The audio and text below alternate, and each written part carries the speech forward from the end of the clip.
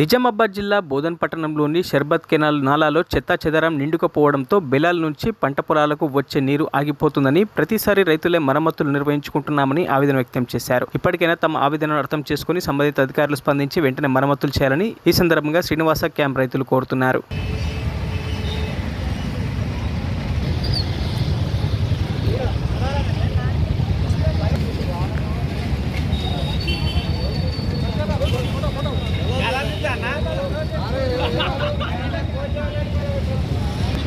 Srinivas camp రైతులం బెలాల కాలువ ఇది.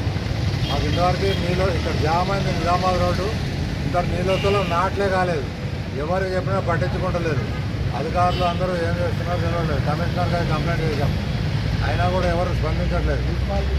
ఇక్కడేమో రోడ్డు మీద ఎక్కుతున్నాయి, అక్కడేమో మాకు పంట పొలాలకు వస్తలేవు నీళ్ళు.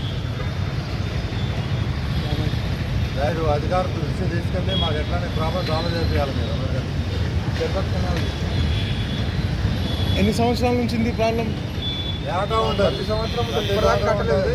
ప్రతి సంవత్సరం ఎక్కువ ఉంది, మొత్తం జామ్ అయిపోయింది. ఏటా లాంటి జామ్ అయితే మొత్తం మేమే తీసుకుంటా ఉంటాం. మీకు అద్దె అంతా కాగితాలు కవర్లు అన్నీ దీంట్లోనే వస్తాయి. అవన్నీ మేమే తీసుకుంటున్నాం. ఈసారి గట్టే జామ్ అయిపోయింది, ఎవరు పట్టించుకుంటలేరు దీన్ని కూడా. మరిన్ని అప్డేట్స్ కోసం మా ఛానల్ని సబ్స్క్రైబ్ చేయండి.